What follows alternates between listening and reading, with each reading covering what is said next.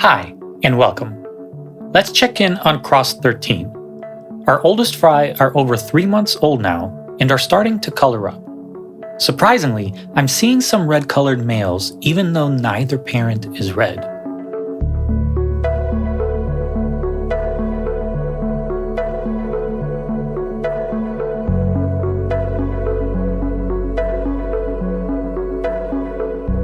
For new viewers, I'm Ivan.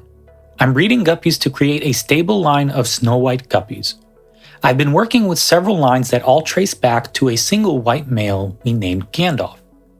Now, I'm crossing different lines together. Cross 13 is the result of crossing lines 7 and 8. I started cross 13 in August by pairing a gray-based white male from cross 7 with 2 blonde-based females from cross 8. Both females had already produced several batches of fry, though this brood is a bit smaller than usual. The oldest fry are now over 3 months old and are starting to show their colors. So far, I've separated about 10 males, but I expect more as the younger fry grow. Based on my earlier analysis, I expected most of the fry to be either gray or blonde-based snow whites. While it's still early, it does look like most will be white. We'll know for sure in about a month. But there's something odd. A few of the fry are showing a red color.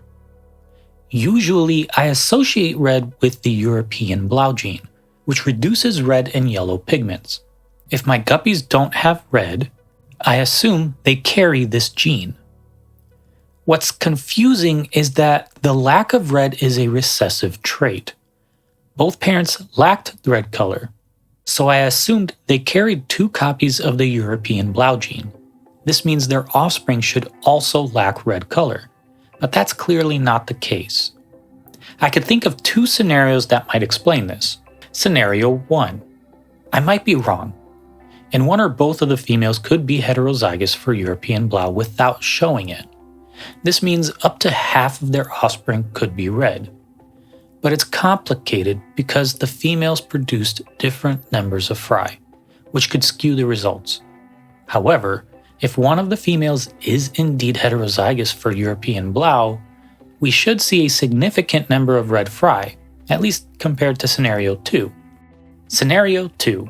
The red pigmentation is due to the lack of magenta.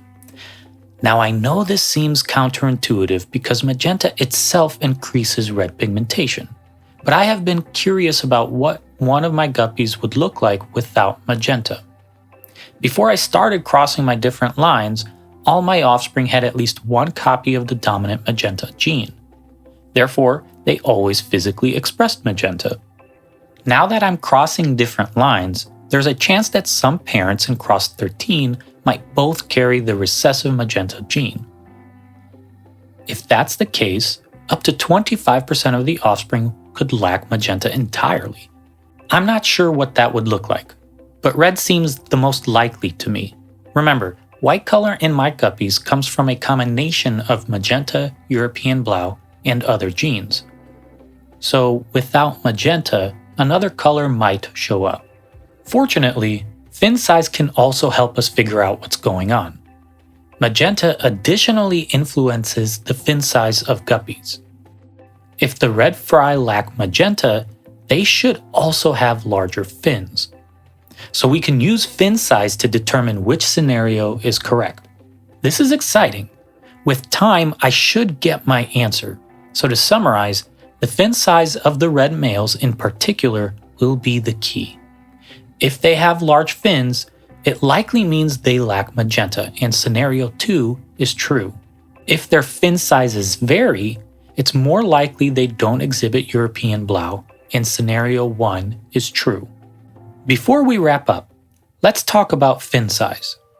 I have a sneaking suspicion that even when a guppy carries 1 copy of the dominant magenta gene, it doesn't significantly reduce fin size. I've actually held on to a couple males from my earlier crosses with Gandalf that will demonstrate this. Take a look at them now.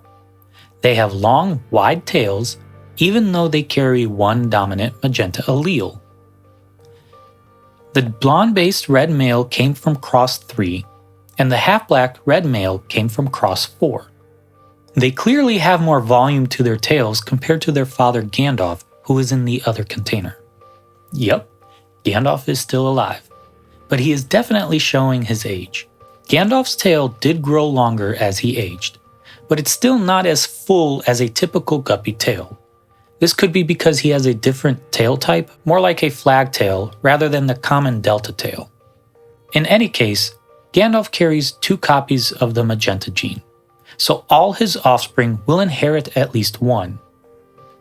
Normally, this would reduce fin size, but his sons have large fins.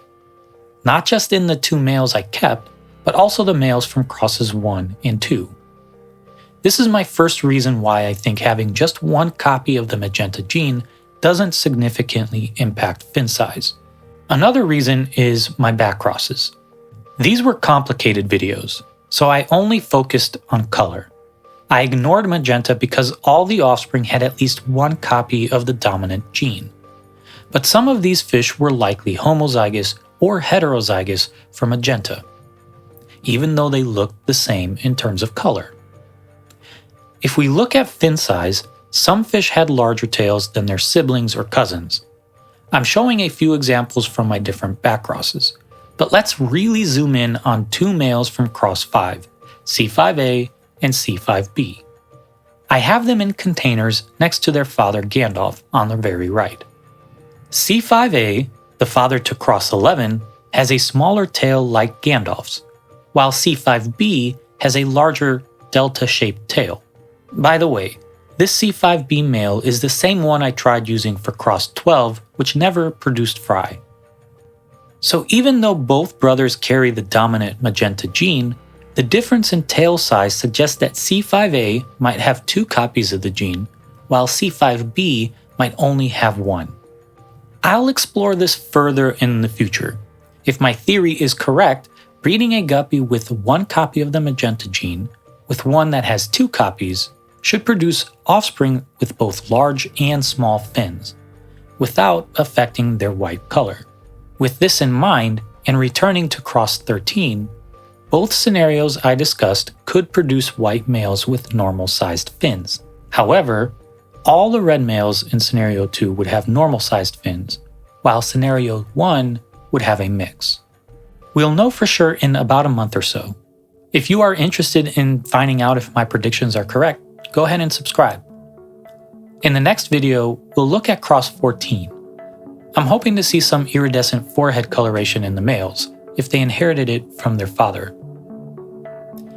Here are some quick updates on my other crosses.